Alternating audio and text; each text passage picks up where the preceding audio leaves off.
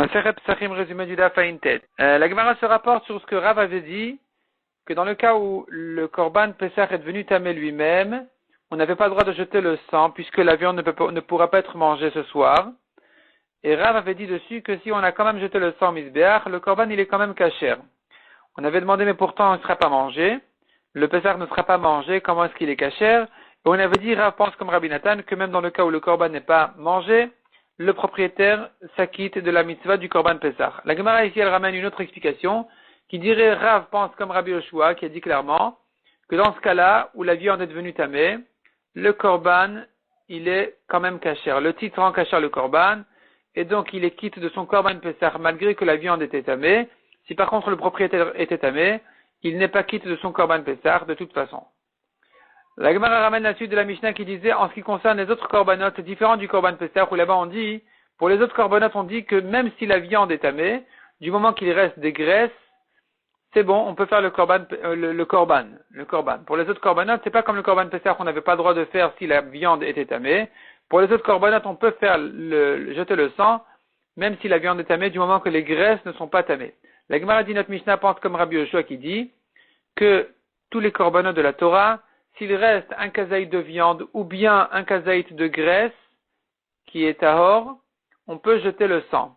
En ce qui concerne le korbanola, on peut même associer un demi-kazaït de viande avec un demi-kazaït de graisse, puisque de toute façon la viande, autant que la graisse, se brûle au misbéach.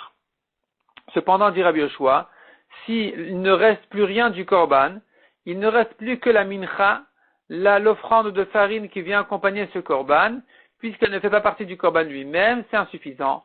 On ne peut pas faire le korban, on ne peut pas jeter le sang. La Gemara ramène les drachas des psukim dont on apprend toute la halachot là. Mishnah suivante. Si tout Israël était tamé, ou la majorité, ou bien les Kohanim étaient tamés et les Israélim étaient théorim, on fait le korban Pesach malgré la Touma. Si une minorité d'Israël était tamée, les théorim ils font le premier Pesach et les Téméim ils font le Pesach Sheni, le 14 Iyar, un mois plus tard.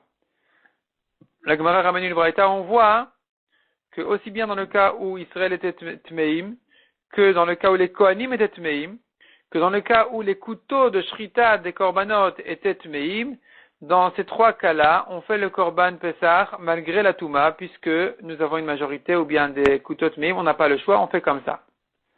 La Gemara rentre un peu dans les détails des couteaux Tmeim. Nous avons un couteau qui est tamé et à tel point qu'il rend le Kohen tamé. Dans ce cas-là, il est bien clair qu'on fait le Korban Betouma. Nous avons par contre un cas où le couteau ne peut que rendre tamé la viande de l'agneau, mais sa Touma n'est pas suffisamment forte pour rendre le Kohen aussi tamé. Dans ce cas-là, selon Rav Rizda, les Tmeim ne peuvent pas manger de ce Pesach-là. C'est pas un Pesach qui est fait complètement Betouma. Les théorim pourront le manger malgré la Touma de l'agneau. Les Tmeim ne pourront pas le manger à cause de leur propre Touma, eux, qui est une interdiction plus grave. Donc il est plus grave pour un homme tamé de manger du korban que pour un homme tahor de manger un korban qui est devenu tamé. C'est pour cela que dans le cas où seuls les agneaux sont devenus tamés, mais pas le Kohen, on considère que c'est un korban qui n'a pas été fait complètement betouma. Et donc, on va sauver le maximum. Les théorim vont le manger, les tmeim ne vont pas le manger. La Gemara explique que Rav Rizda, ceux qui pensent comme lui, considèrent que la Touma, on n'ignore pas la Touma malgré que on n'avait pas le choix, qu'on a dû le faire comme ça, on a dû le faire le korban malgré la Touma. C'est pas qu'on l'ignore complètement qu'il n'y a pas de Touma ici. Simplement, elle a été repoussée, et donc on fait quand même le maximum pour sauver ce qu'on peut.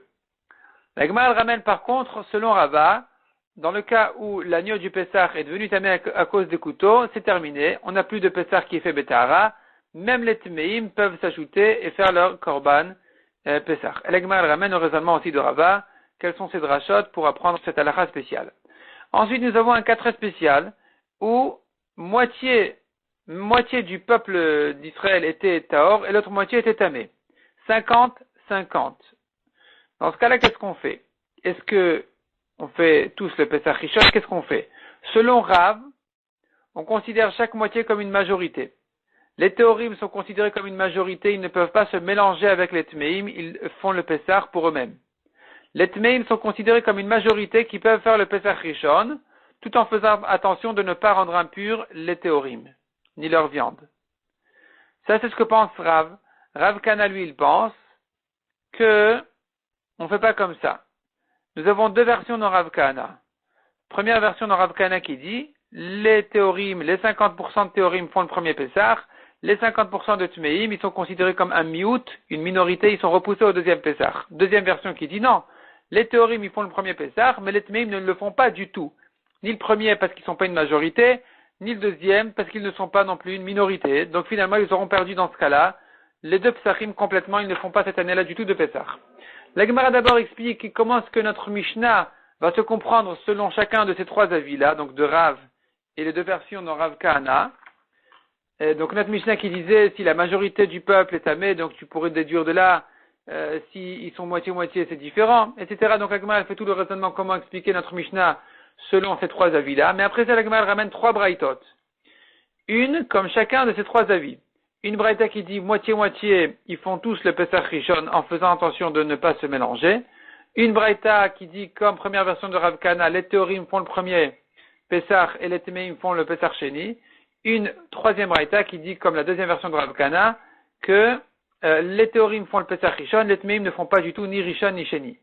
Donc la Gemara ensuite, elle s'attarde un peu à résoudre ces trois braïtot selon chacun de ces trois avis-là. Comment est-ce qu'ils vont interpréter ces braïtot-là dans des cas très spéciaux, des cas où les femmes, elles complètent la majorité des théorim ou bien la moitié des théorim.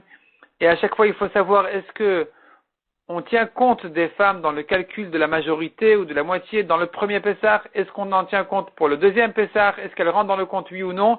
Et en fonction de ça, autour de ça, avec ça, la Gemara pourra résoudre. Elle va résoudre ces trois braïtot là, selon les trois avis, à chaque fois dans des cas très spéciaux.